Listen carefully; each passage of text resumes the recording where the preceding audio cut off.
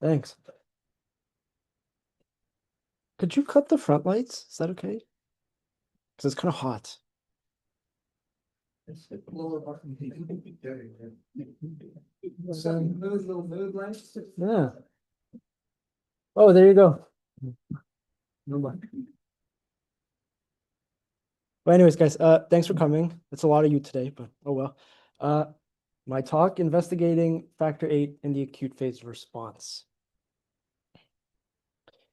And while we define the acute phase response as the body's innate and systemic response to an injury, say an infection, a tissue injury, or inflammation, what have you. And it's a very complex process, and I unfortunately can't cover the entire thing today. So instead, I'm just going to draw your attention to two parts that are going to be critical to understand. The first is that a very critical element of the acute phase response is turning that initial local injury into something systemic, so that even though the injury has occurred in one part of your body, the rest of your body knows and can contribute in responding. And this intercellular communication allows the immune response to be amplified and also allows tissues that weren't initially near the injury site to participate in the defense against microbes and in tissue repair. Classically, this signaling occurs for the pro-inflammatory cytokines TNF alpha, interleukin 1 beta, and interleukin 6. TNF alpha and interleukin 1 will typically rise first, largely through the release from the resident macrophages, neutrophils, nearby stromal and endothelial cells that were near the injury site. And these two cytokines are potent, so they can generate widespread inflammatory responses in other tissues and cells. And historically, the tissue that's been understood to be critical to the acute phase response that you want to make sure is getting involved is the liver. That's because hepatocytes induce the production of a wide range of proteins with roles in anything from tissue repair to wound healing to opsonization and so on. Some examples of these proteins are listed there below. And these hepatic proteins will shoot up in concentration in the plasma during the acute phase, so we gave them the ample name of acute phase proteins. Interleukin 6 is the cytokine that drives the production of most of these proteins, which is why that delayed rise in interleukin 6 is critical for the acute phase response. Despite the liver being the major source of most of these classical acute phase proteins, we now recognize that extrahepatic tissues play a critical role too. And an example that's obviously important for us today is the endothelium. And that's because endothelial cells sit directly along the bloodstream, meaning they're positioned at an interface where their proteins are secreted directly into the blood and can immediately begin to circulate systemically. And two proteins that are produced by endothelial cells and that, I obviously care about are von Willebrand factor and factor VIII, which are also both acute phase reactants. And I know many of you here work in cancer, obviously, but you still probably do recognize these proteins, and you probably know that they have functions in blood clotting. So if you're wondering what business do coagulation proteins have to increase in concentration during acute inflammation, then let me explain that blood clotting is actually a critical part of how we respond to acute inflammation. And that's because during inflammation, especially a tissue injury, coagulation is activated locally because that produces fibrin and platelet-rich blood clots that stabilize the injured area. And it also creates a temporary scaffold for tissue repair because it acts as this provisional extracellular matrix that leukocytes and fibroblasts can physically attach themselves to. On top of that, those clots themselves can actually physically trap microbes in the same vein as nets, if anyone has heard of those. It can also occlude or seal off infected areas of the microvasculature to help slow the spread of infection. So basically, these coagulation proteins work to slow the spread of a pathogen in the blood or to contribute to the wound healing process, which has led to the realization that blood clotting is actually linked to innate immunity, which in the past 10 years has given rise to the field that we now call immunothrombosis. In this context, factor VIII acts as a critical amplifier for the coagulation cascade. It specifically acts as a non-enzymatic cofactor for clotting factors 9 and clotting factors 10, forming what we call the intrinsic tenase complex, usually on phospholipid surfaces of platelets. Purpose of this cofactor here is to physically bring the enzyme factor 9 and substrate factor 10 together so that factor 9 can readily activate factor 10 at a fold of 10 to the 6 faster than in factor VIII we're missing. And if you're wondering, how important is this to coagulation, look no further than hemophilia A. So let's combine what I said about factor VIII function and the importance of being able to efficiently generate blood clots during acute inflammation. And if you do that, maybe it's no surprise then that factor VIII concentrations rise in the plasma during the acute phase response. And this fact is presented here with this table published from the 1980s. So over 40 years ago now, clinicians realized that factor VIII levels will rise in different conditions where the acute phase response is manifested. And that's a critical point of this table here. Patients won't really come into the ER saying, hey, I've got, an acute phase response. People don't really say that. Instead, there's just several conditions that can activate the same systemic innate response that we call the acute phase response. And in many of them, as listed with these conditions, factor VIII levels sit at 200 to 400 units per deciliter, which in our field we also call 200 to 400%. That's about 2 to 4 times higher than what we find in healthy subjects, which is down here. So ultimately, this idea of factor VIII being an acute phase protein came from these clinical observations that from various inflammatory triggers, you'll get this same acute inflammatory response, and then you'll get the same recurring increase in plasma factor VIII. What my master's has focused on is bridging this clinical observation to the molecular mechanisms responsible. Because as I said, factor VIII elevations were first reported over 40 years ago. But, since then, not many studies have attempted to explain how that's actually occurring molecularly, which is what we do day to day as the Department of Molecular Med. And what's instead happened is that in the 40 years since this clinical phenomenon was first realized, our general understanding of the mechanisms behind factor VIII biosynthesis has grown exponentially. And we now know that factor VIII biosynthesis, which I'm about to explain soon, is something that's complex, it's inefficient, and it's not something that can be readily reconciled with the idea of having this protein suddenly rise in the plasma by large amounts. It's one of these square peg in round hole problems that I'm now going to describe, and then we're going to get into with my research aims.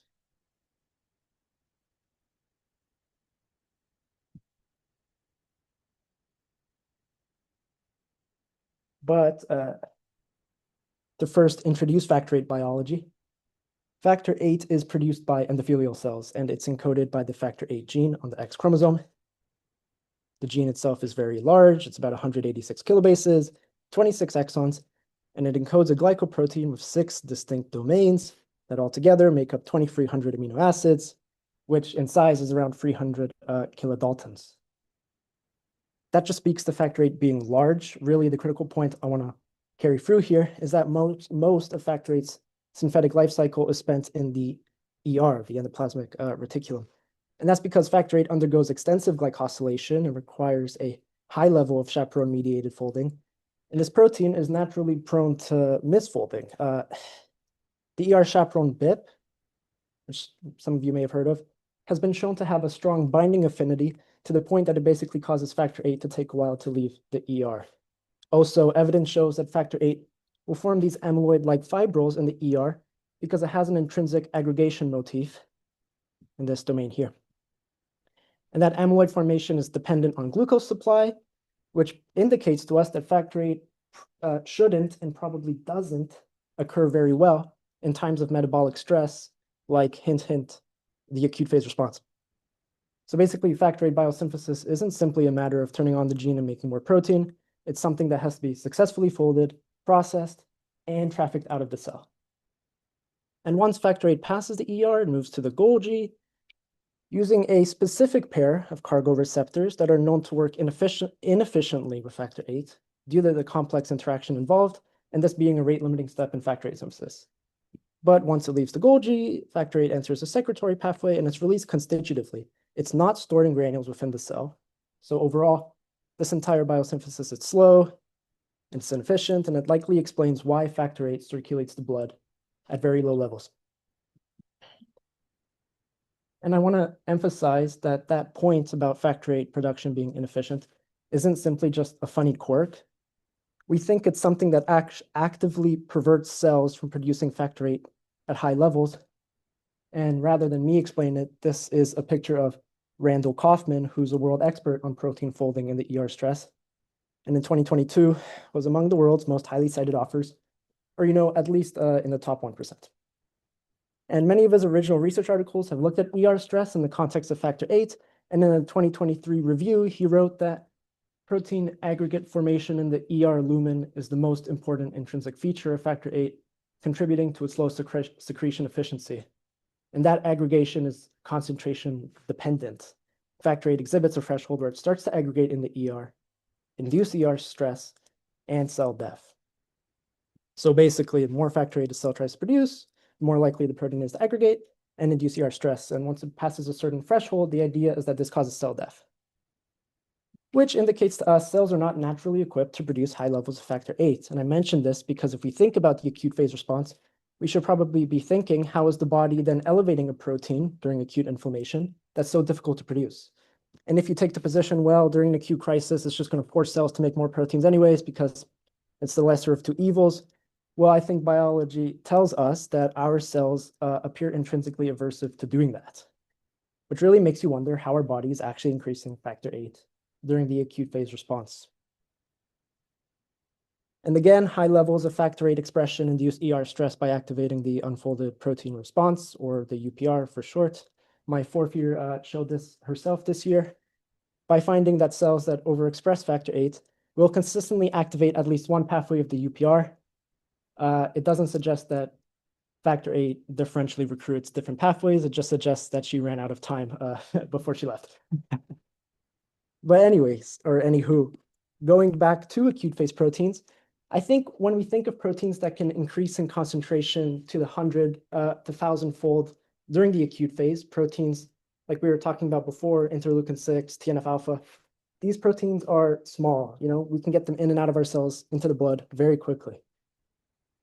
But after what I've just shared, it's pretty obvious that factor VIII does not fall into that category. Factor VIII, it's large, it's inefficient, and inefficiently secreted too, and it isn't conducive to quick production. So taking this actually even a step further, that idea of the difficulties surrounding increasing factor VIII levels becomes even more difficult once I tell you that factor VIII expression is restricted to a few endothelial subtypes. Because when I said that factor VIII is produced by endothelial cells, what I really mean to say is that factor VIII is only by a select few subtypes. This is a transcriptomic analysis from a group in Stanford, and they looked at VWF and factor VIII expression in endothelial cells, factor VIII being those open circles, VWF being those gray squares, and that dotted line separating what's technical noise from something actually real. What they found is that VWF is expressed in a whole range of endothelial cells, but factor VIII, meanwhile, only shows up meaningfully in 3 specific endothelial niches, that being the endothelial cells in the glomerulus, the liver sinusoid, and the lymph node. So just imagining in your head how vascularized the body is, the extent that we have blood vessels, and the amount of endothelial cells that entails, it becomes difficult to explain, I think, acute large increases in circulating factor VIII once you understand that this factor VIII is only going to come from 3 select endothelial niches in our body. This becomes even more refined when we looked at recent publications, because the group that published the figure from the last slide later performed single-cell RNA-seq on the lymphatic endothelial cells in our lymph node. And apart from finding the fact that our lymphatic endothelium is divided into 5 distinct subsets based on their transcriptomes, they found that factor VIII mRNA only appears enriched in 2 of these subsets. Meaning, when I mentioned that factor VIII is produced in lymphatic endothelial cells, we're only really talking about 2 distinct subsets within that entire population. And then a study published 2 weeks ago today basically found this concept again with the factor VIII expressing endothelium in the liver sinusoid.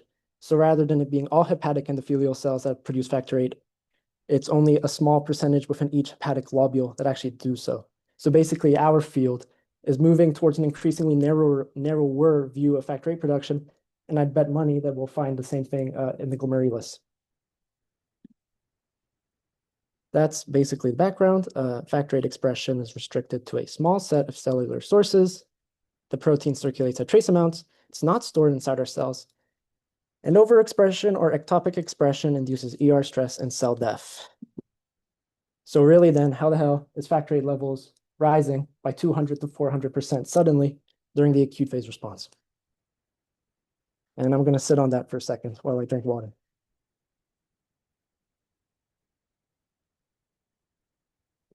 Anyway, uh, one major hypothesis centers on von Willebrand factor, or VWF, because again, this is a protein that is produced in endothelial cells like factor VIII. And in the blood, factor VIII actually circulates in a non-covalent complex with VWF. And these two proteins have a high binding affinity for one another. And that interaction is integral to factor VIII behavior, which is why we see around 95% of circulating factor VIII bound to VWF. Because VWF acts as a carrier protein that stabilizes factor VIII in plasma, it protects it from premature clearance and degradation, and it extends its half-life by roughly six-fold.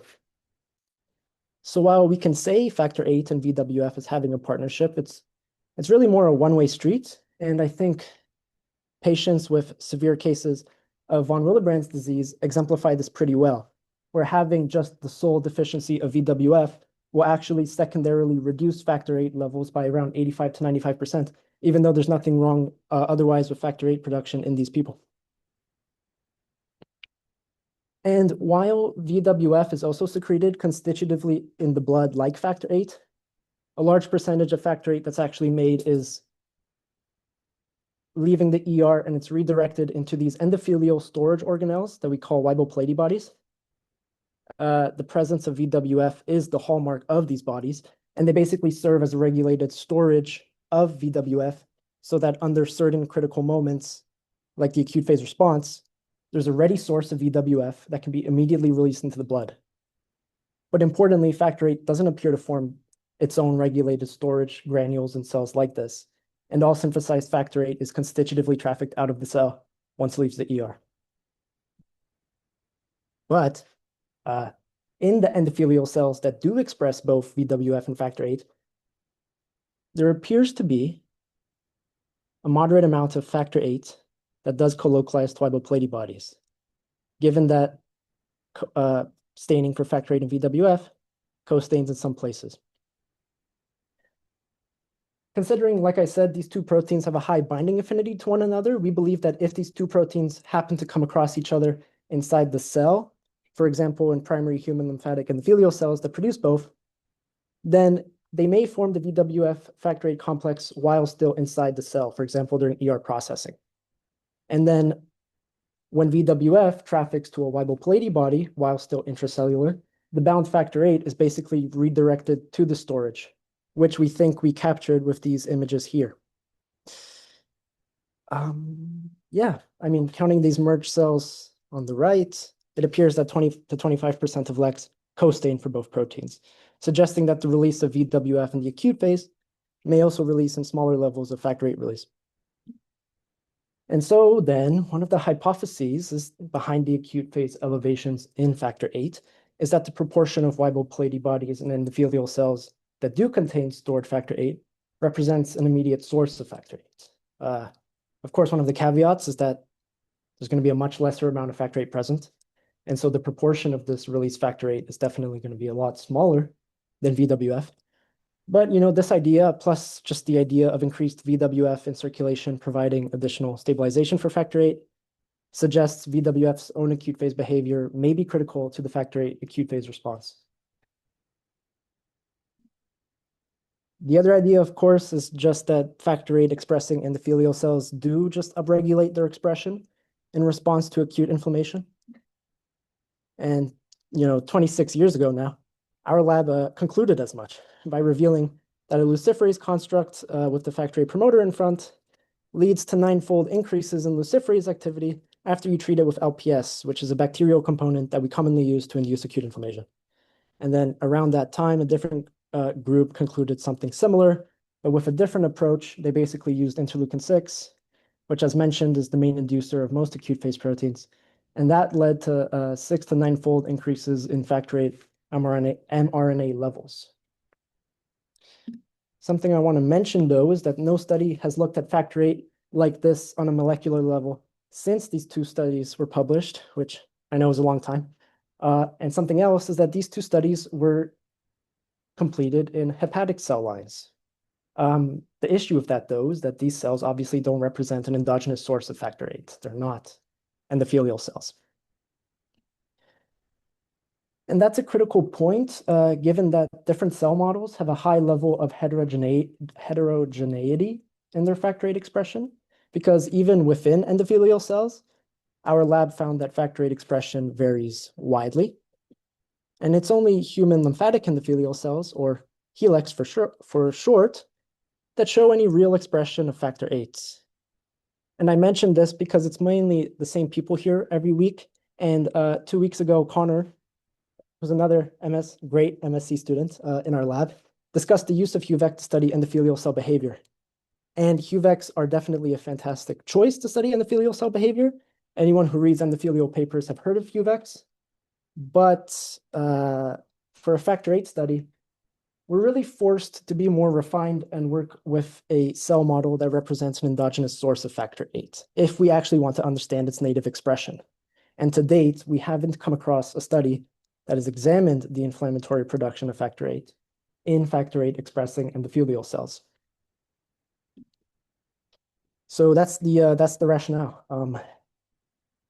Factor VIII is recognized as an acute phase reactant, but the mechanisms driving its elevation remain poorly defined. And the hypothesis is that factor VIII rises during the acute phase response through both mechanisms we just talked about, through upregulation factor VIII producing endothelial cells, and through the stabilizing or release-related effects of VWF, which also succinctly correlate to my two research aims. The first being to understand the contribution of VWF to the factor VIII acute phase response in vivo, and the second to examine factor VIII expression in factor VIII producing endothelial cells under inflammatory stimulation, which we did in vitro.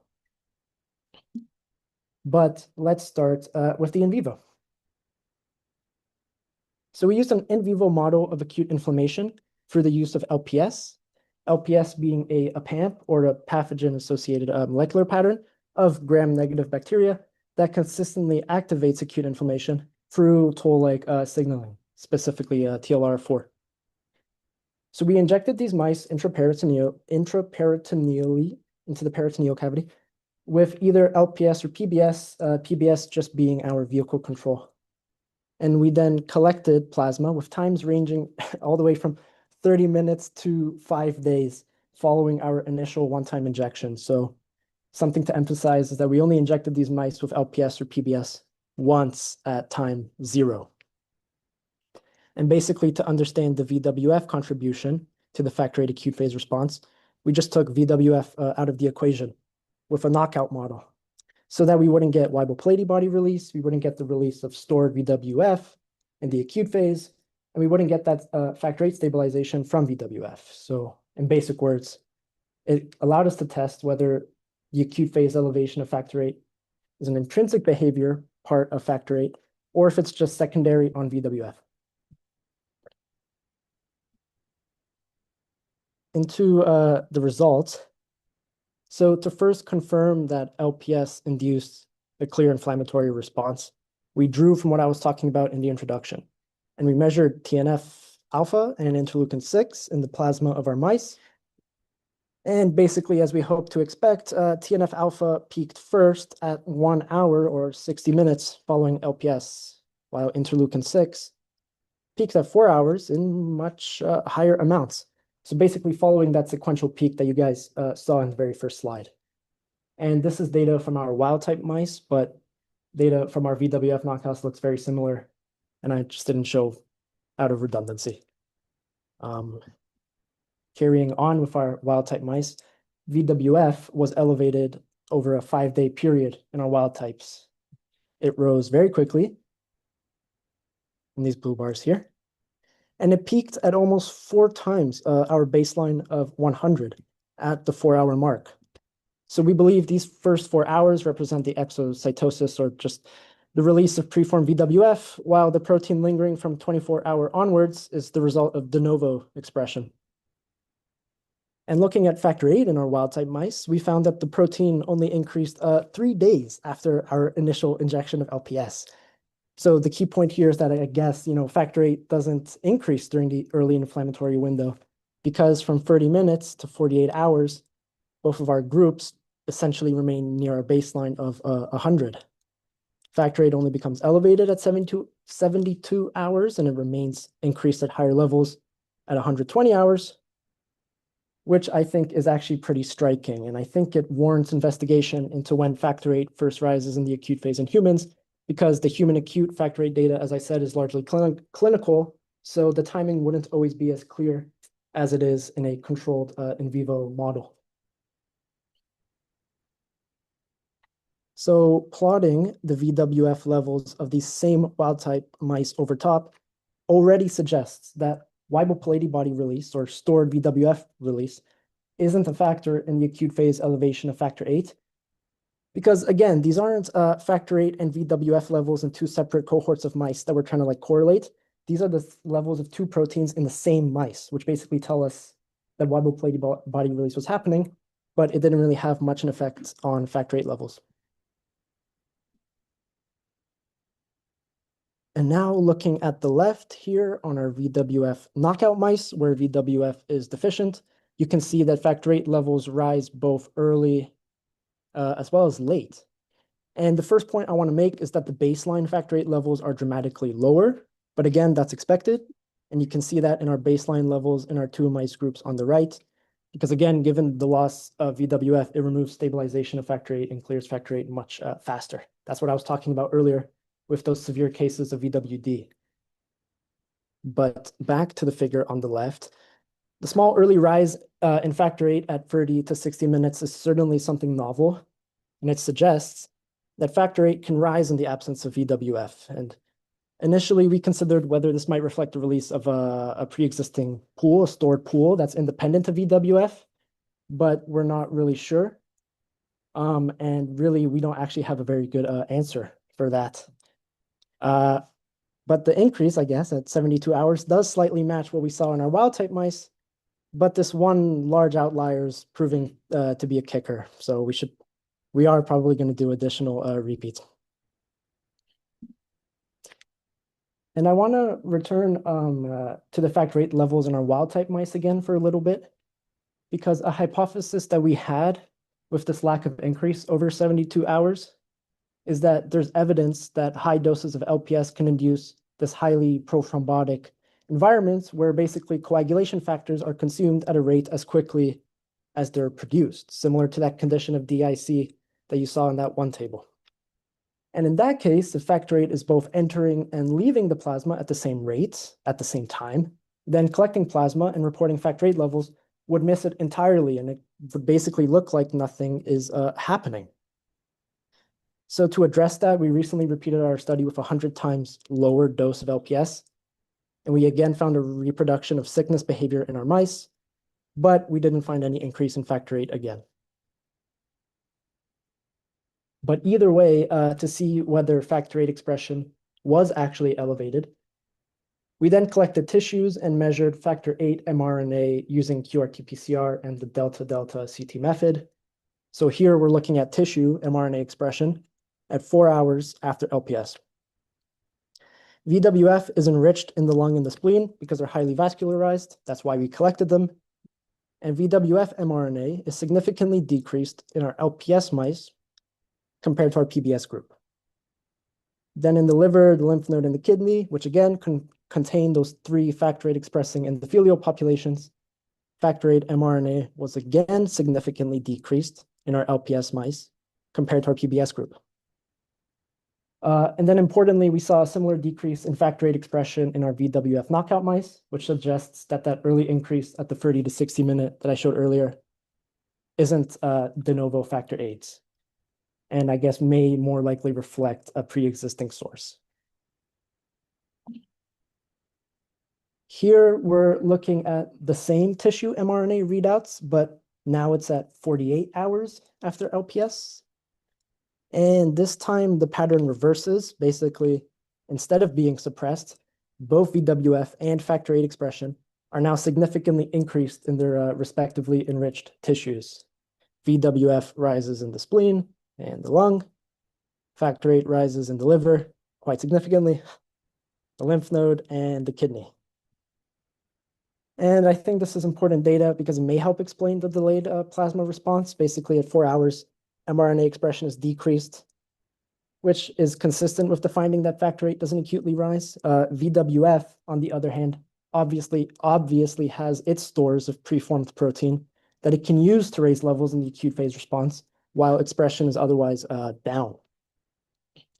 And then at 48 hours, both of their expressions rise, which suggests that new gene expression is a later event for these two endothelial proteins. In our second aim, we moved this into factor VIII producing endothelial cells, specifically human lymphatic endothelial cells. And we asked whether LPS increases native factor VIII expression after inflammatory stimulation. So because I've been, hammering on and on about the importance of having factor VIII expressing cells, we wanted to first make sure that these cells were what we thought they were. So we utilized flow cytometry to immunophenotype the cells with a specific lymphatic endothelial cell marker named podoplanin. Our results basically came back as 96.6% positive for our HeLex, while our negative control HuVex were only positive by 0.5%. And our workflow was very similar to the in vivo study, where we treated LEX with either LPS or PBS, and we collected these two conditions as pairs at each of our time points, so that basically at each time point, we could report factor VIII mRNA expression in our LPS-treated cells as a percentage of its time-matched vehicle control, again, with the delta-delta CT method. And it looks like after LPS treatment, factor VIII mRNA is decreased over a 48-hour time period. And that finding supports what we saw in the mouse tissues, that early inflammatory stimulation does not appear to directly induce factor VIII transcription. And it suggests that those earlier or acute changes in circulating factor VIII are unlikely to be explained by immediately new expression. So I talk kind of fast, so we've made it. But in conclusion, factor VIII elevation is delayed. It emerges 3 days after LPS rather than rising with early VWF release. And factor VIII can increase, as we saw very early on in VWF deficient mice, despite the fact that there's this Weibel-Palade body release or VWF stabilization. And then early acute inflammation suppresses factor VIII mRNA in our mice, and human factor VIII expressing endothelial cells show a similar pattern with LPS in those cells reducing factor VIII over 48 hours. In humans, I think a better understanding of the timing behind plasma factor VIII elevation is needed.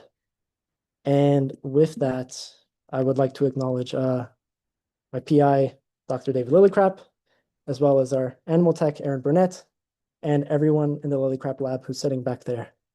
And thank you.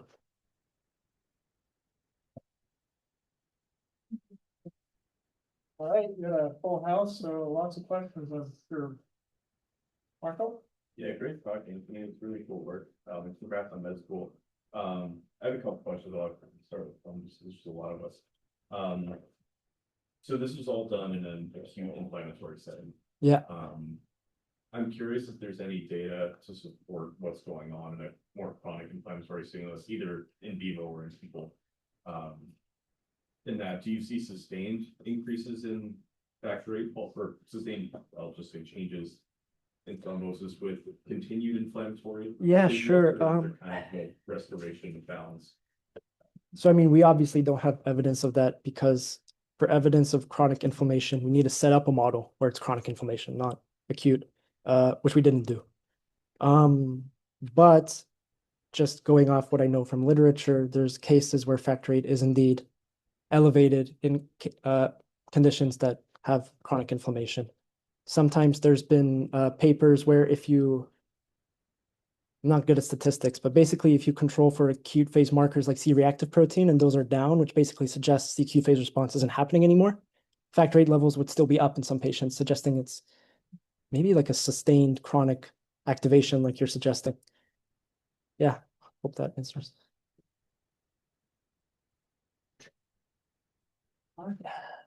I was curious about like the relationship between VWF and factor VIII. Yeah, sure. Talk about like stabilizing it, but like what's the the relationship is? Like a one-to-one protein-protein interaction, or how does it actually? It's not, basically, it's like a 1 to 50 reaction mainly.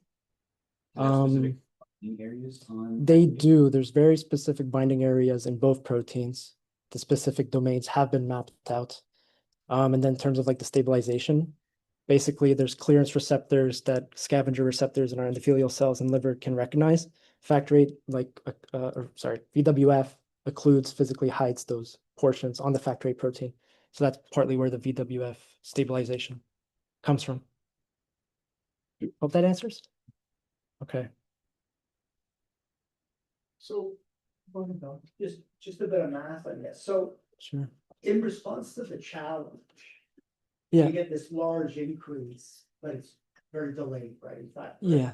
So if the endothelial cells that aren't happy to make this protein at all start turning it over, given that there's a dam site more of them than there are the lymphatic ones. Yep. Does that actually add up to enough factor VIII?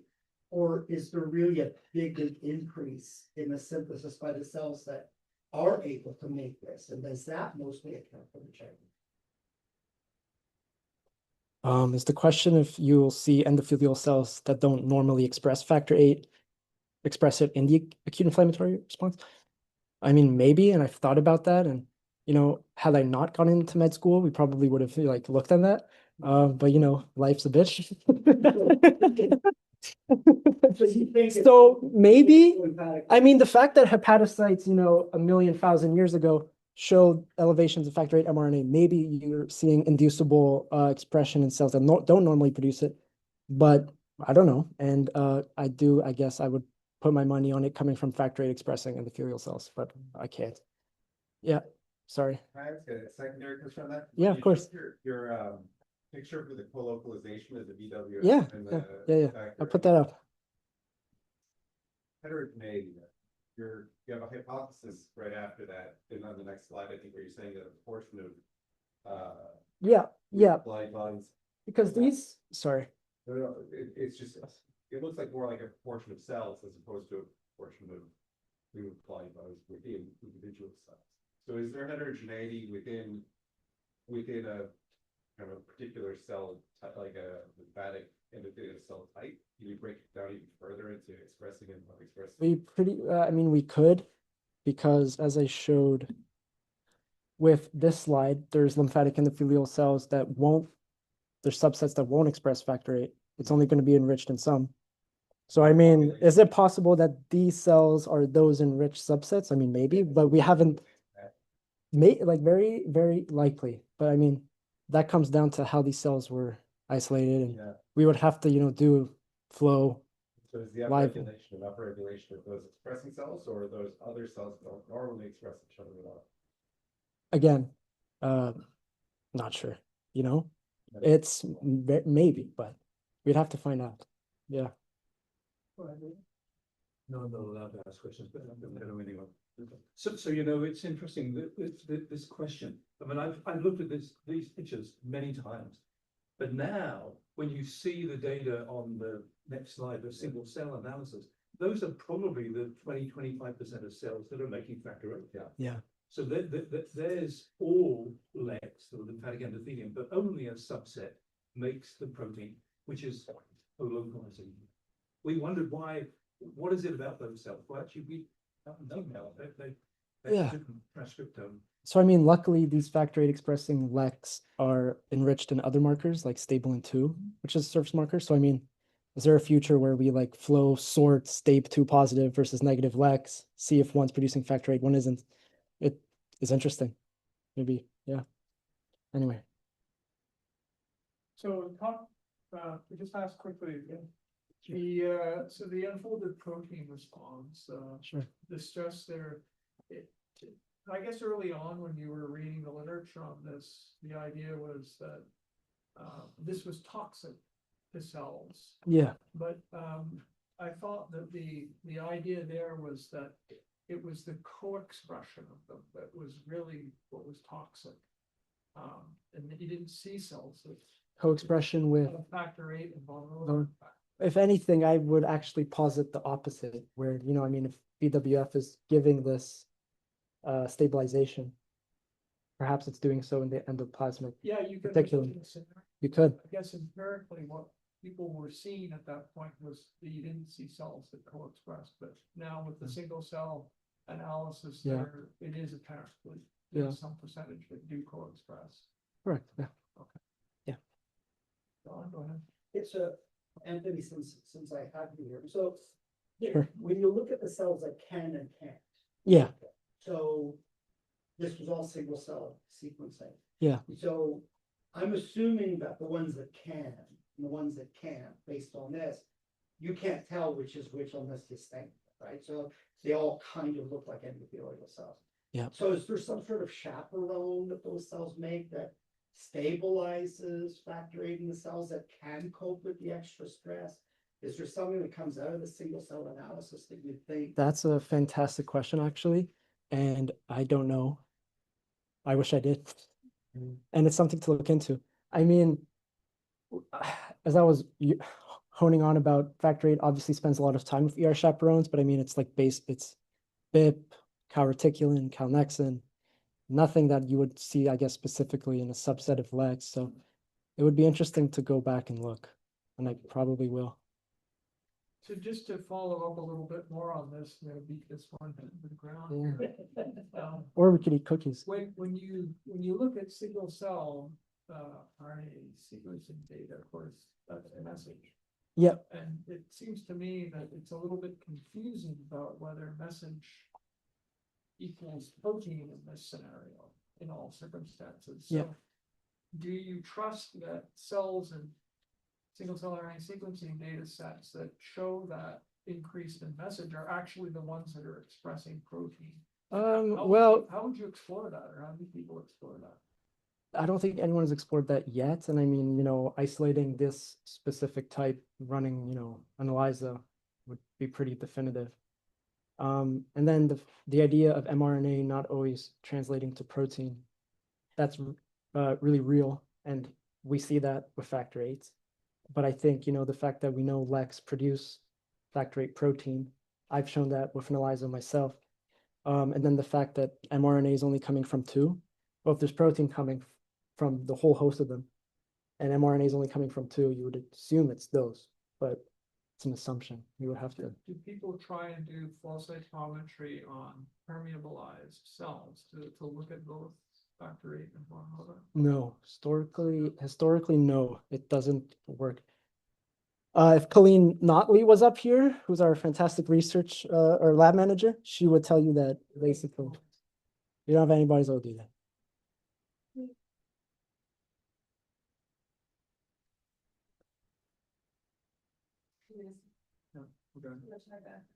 Yeah. Gotta get lucky with that one. Do you have an idea when you get transcripts being produced, but it's not translated? Mhm. What's known about why that translation might be suppressed? Not sure. I mean, I really have no idea. Yeah. I don't know if it's known. Maybe. People do things like polysome Yeah. preps, and they'll look and see if the message is actually in ribosomes or not. And so is there a mechanism to regulate? Yeah, sure. I mean, This is not a question, is it? So, Sorry, it has to be. It has to be. well, I can make it, I've got to make it a question. You can answer this, but It's like a game show here. So I continue to be very interested in the biology of where factor VIII is made. And this Yep. is now 40 years after the gene was cloned. It's pretty slow progress, but anyway, that's the way it is. But we're super interested because we're in the early phases of a genomic editing project. And if you're going to edit a variant that produces hemophilia, you need to access the cells that are making factor VIII. So this becomes biologically interesting, but it becomes really practically very interesting. How the heck do we deliver to a subset of cells that make this protein to make editing productive? But it may also get to understanding how translation is regulated.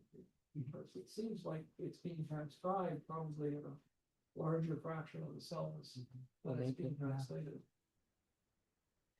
So Yeah. that may be another reason. Cool. Any other questions? Anybody on Zoom? If not, join me in thanking Anthony for a very